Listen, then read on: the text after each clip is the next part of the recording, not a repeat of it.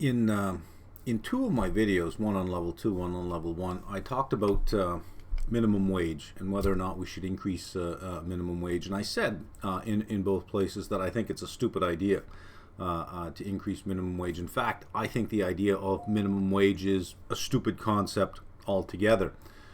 And I've been asked to make that argument because it seems like a pretty cold argument to make. So I'm going to make that argument using nothing more than the tools we've learned at level 1. Nothing more. In other words, I'm not going to appeal to something outside of that content. I'm going to try to make the argument using arguments from time value of money, using arguments from corporate finance, using arguments from economics, to make the case that doubling the minimum wage is just a stupid idea and will actually lead to more poverty and more unemployment than we think, and not necessarily for the reasons you think. So let's start with the basic question. Should minimum wage increase to $15 an hour? And there's a moral argument that I hear put forward all the time. It's the right thing to do. Says who? Who says that's the right thing to do? Why is it the right thing to do? I'm going to try to prove at the end, or at least try to tie it up really nicely at the end, that it's if you're trying to follow the moral argument, it's the exact wrong thing to do. The moral argument, the right thing to do, is to lower minimum wage. That's the right thing to do if we're going to follow the moral argument. So I'm going to try to make that argument. But we hear that thrown around. It's the right thing to do. My answer to that is, says who? Who says it's the right thing to do? And it's not an economic argument. If we're going to support a raise in minimum wage, we need an economic argument, an argument we could look at and say, that makes a lot of sense. The right thing to do doesn't make a lot of sense. The next statement that we hear thrown around a lot is, well, minimum wage has not kept pace with inflation. Who says it should? Who says anybody's wage should keep pace with inflation? Isn't that the employee's responsibility to argue for an increase in their wage to at least keep pace with inflation? What law do we have that says wages must keep pace with inflation? There's no law like that. So we can say that it hasn't kept pace with inflation. My answer to that is, so what? Who says it should? If we say that wages should keep pace with inflation, the next step is to say, well, then costs should keep pace with inflation. So companies should not be able to raise their costs more than the rate of inflation. Are we ready to go there? Well, if they can't raise their prices faster than the rate of inflation, why do we think that everybody who earns an income should get the rate of inflation? I don't see that that's an argument. So these two arguments fail on the face of it. So let's make the case. I'm going to make the case for minimum wage, and then I'm going to destroy it. And in making the case, I got to play fair. I have to make a real rational case for it. So let's give that a try. Okay, I've got three very solid arguments up here. Number one, low-income earners spend everything they make. They are actually worth more to an economy than somebody who makes significantly more. Let me give you an example. 10 income earners that make $30,000 a year actually contribute more to demand than one income earner that makes $300,000 a year will actually contribute more to demand. So the individuals at the lower end of the income spectrum have a much higher velocity of money. So if you give them more, they will spend more. Increased demand leads to job creation. So by pushing more income down to the bottom strata, they will spend it. And in spending it, they create demand, and that demand creates employment. That's a very big thing. If we go back over the last, I'd say, 15 years, there was twice under the Bush, and I think once under Clinton, once under Bush, once under Clinton, where to stimulate the economy, the government gave rebate checks. And these rebate checks went to the lowest income households because they will spend it.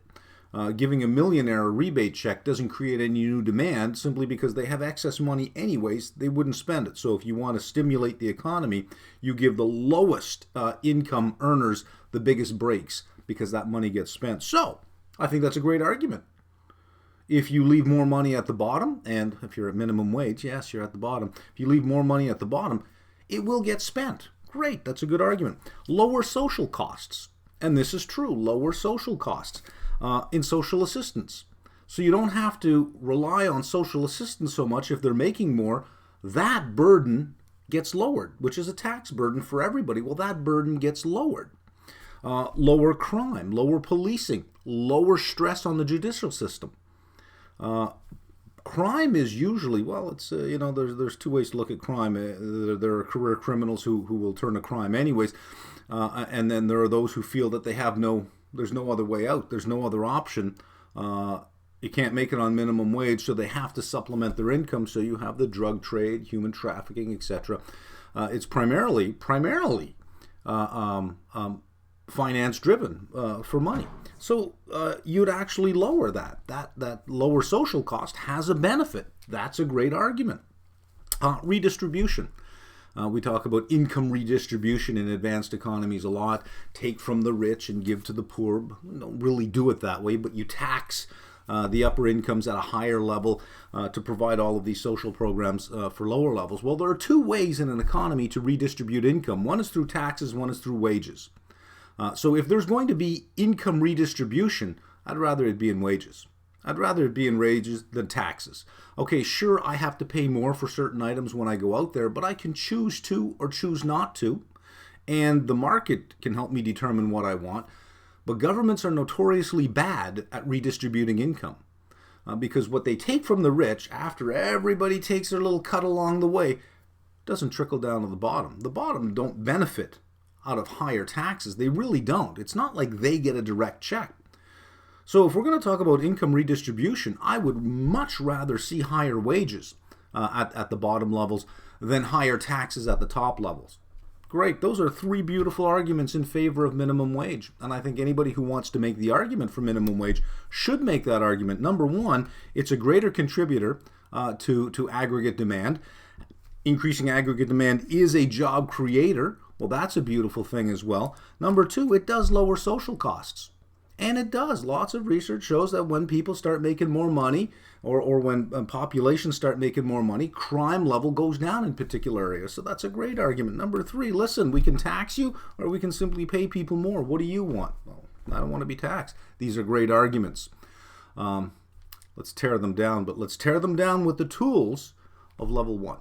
So on the last screen, I made a case for increased velocity of money at lower levels, more spending at lower levels so that you'll get an increase in aggregate demand. Now I'm going to make the case for the other side, and the first thing I want to do is say that's not going to happen. It sounds nice, but it's not going to happen. We will actually get increased unemployment. Increased unemployment. You're going to get increased high school dropout rates.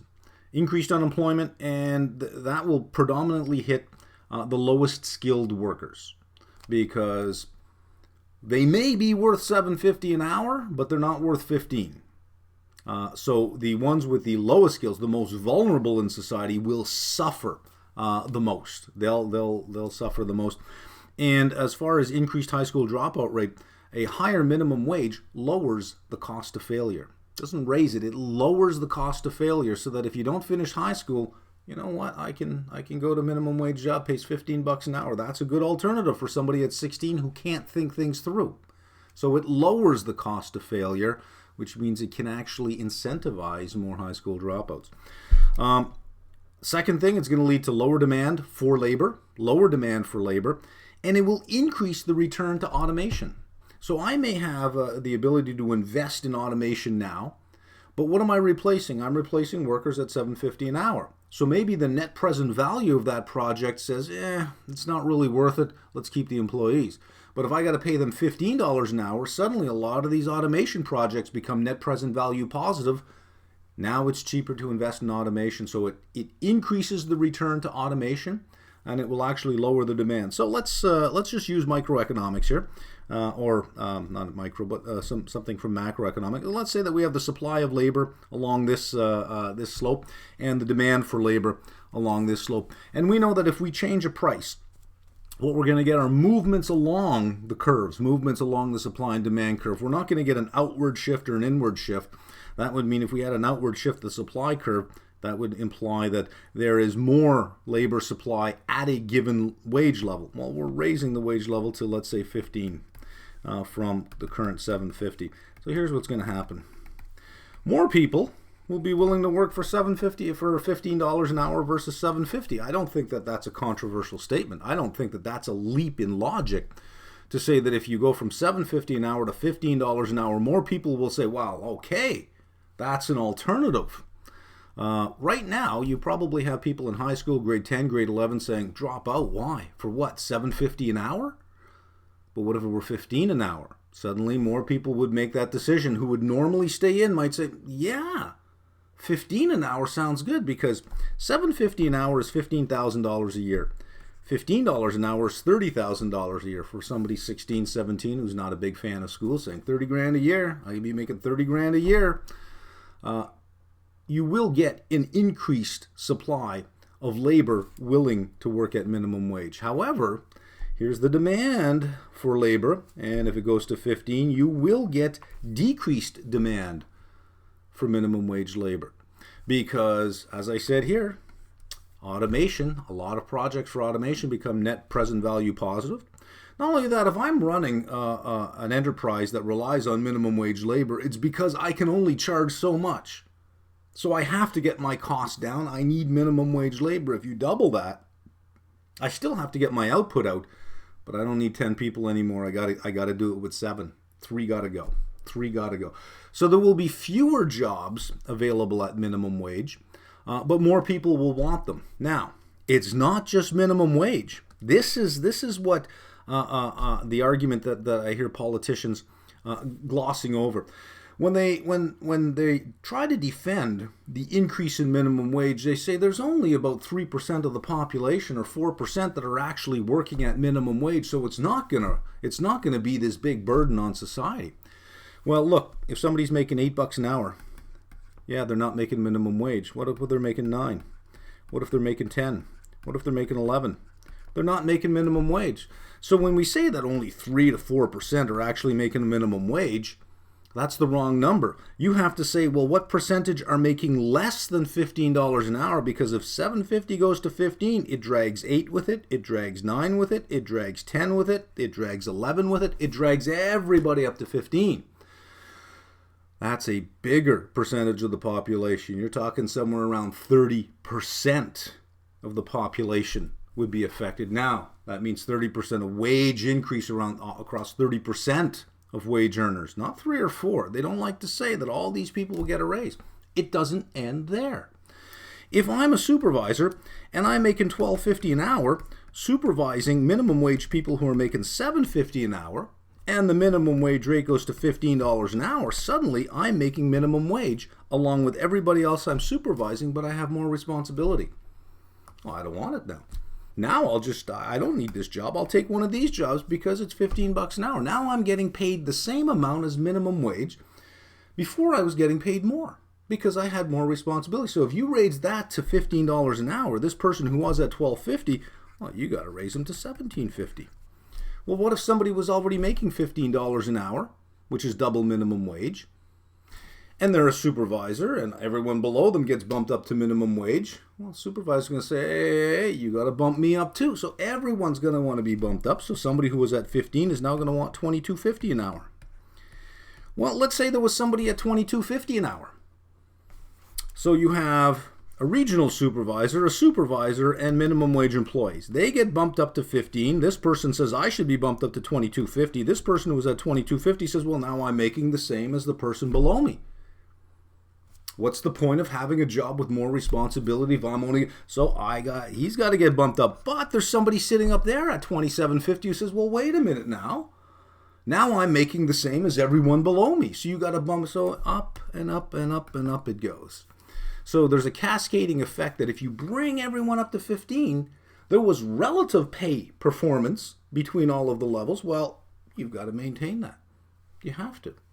Let's move on to even to probably the most damaging argument in favor of raising minimum wage.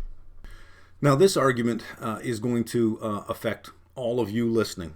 Every CFA candidate out there, you'll recognize this right away.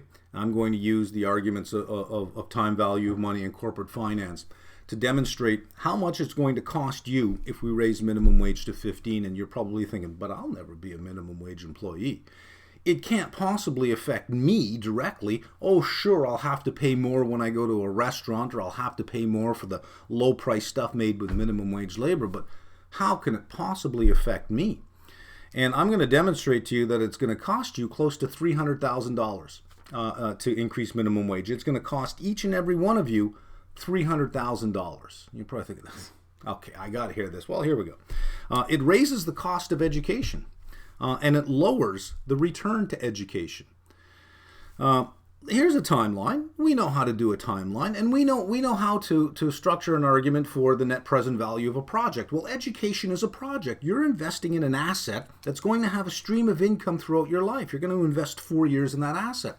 Well, what is one of the things we include in the cost? We include opportunity cost. What are we giving up to do this? What are you giving up when you go to school? You're giving up a job.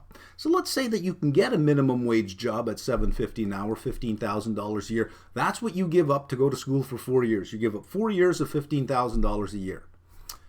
But if we double the minimum wage, now you're giving up 4 years of $30,000 a year. You have to include the opportunity costs. You must add the extra $15,000 in a year. So instead of along with your tuition, along with your books, your living expense and everything, you must add in the opportunity cost of $15,000 for the first $750, and if they double the minimum wage, now it's $30 a year. So if you add in the extra $15,000 a year just into your cost of education, you find the present value of that at 4.5%. I'll go healthy. I don't know where you're getting 4.5% today. Risk-free rates are 0.5%, 0.75%, but we'll go to 4.5. That'll add $53,000 onto the cost of a 4-year education. That'll add $53,000. Now, when you get out of school and you get a job, let's say you get a job for $75,000 a year. Is that what your education bought you? Did your education buy you a $75,000 a year job? No, it did not. Because you could have got a $15,000 a year job anyways. So your education bought you a $60,000 premium. That's what it bought you, is the $60,000 premium. So we take off what you could have gotten, $60,000, that's the return to your education per year. You have a $60,000 spread over minimum wage. Well, there's the return to your education. This is at $7.50 an hour. You want to double minimum wage? Well, guess what? You could earn 30 by doing nothing. Instead of 15, you could earn 30 by doing nothing. You didn't have to go to school. So the return on your education, you have to take off the extra 15. So if you could have gotten a job with $75,000 for a 4-year degree, you no longer have an excess return of 60, or sorry, not an excess return, but a return on your education of 60. You now have a return on your education of 45,000 only. So the premium to your education just shrunk because of that. Well, let's find out what the present value is of that extra $15,000 over a 40-year career, let's say from 25 to 65. The present value of that is $276,000 as of period 4. $276,000. The return on your education just got lowered by $276,000. So if I bring PV4 all the way back to PV0 and add it up, minimum wage going from $7.50 an hour to $15 an hour is going to cost you over your lifetime $285,000 by raising the cost of your education and lowering the return to your education. And that's not counting any trajectory on the growth rate of where minimum wage would go versus where your salary would go. So that's what it does. Now, here's the problem. Here's the big problem I don't think that they're factoring in. Let's say that you could go to a community college for 2 years, get a diploma, and get a job that pays $30,000 a year. What is your return to your education At $7.50, if minimum wage were $7.50 an hour, that's $15,000 a year. You could go to a 2-year community college and earn $30,000 a year by doing the right thing. Well, the return to your education is $15,000 a year. But if we raise the minimum wage to $15, who would ever go and do a 2-year community college diploma just to earn minimum wage? Who would do that? There are plenty of college diplomas that you can get where you can make $15 an hour, where you're making $30,000 a year if you spend 2 years and do the right thing and work your way up. But if you raise minimum wage so that it pays $30,000 a year, who would even go to school just to make minimum wage? Suddenly, those jobs have to pay $45,000 now because you need to preserve the return to education. They've got to pay $45,000 a year now. But let's say that you could go for 3 years instead of 2 years. You can go for 3 years and get a job that makes $45,000 a year. Well, suddenly that's a $30,000 return on your education. But if you bump up the wages from 30 to 45 for a 2-year degree, the 3-year degree would say, why should I spend an extra year in school when I can only stay in school for 2 years and make the same amount of money? Why go an extra year just to make the same? Well, those wages have to increase. And you could see that over a period of 5, 6, 7 years, all wages would increase to the point where all prices would rise, because if you have wage inflation, you're going to have price inflation. All prices would rise such that real purchasing power would be unchanged before versus after the increase. All you're doing is disrupting things. When you double the minimum wage, what you're doing is you're lowering the cost of failure and you're raising the cost of success. Is this really the intention that we have? If you want to encourage people to stay in school, lower minimum wage. Make the cost of failure so dear that nobody quits, that nobody stops, because a lot of research shows that if you finish high school, the probability of you going on to college increases dramatically. Dramatically.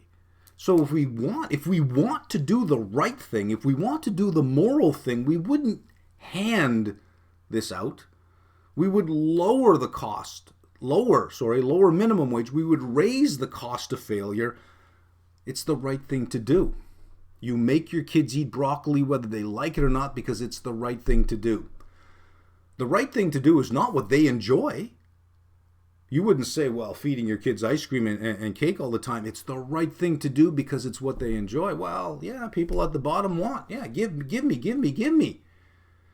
But they made their decisions. They're where they are because of the decisions that they made. If you have a minimum wage job, it's your fault. Here's the reality. Nobody aspires to a minimum wage job. They end up there.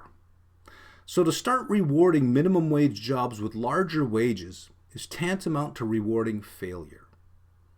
So I think that if you want to do the right thing, if you want to do the moral thing, eliminate minimum wage, let them work for $3 an hour. No one would do that.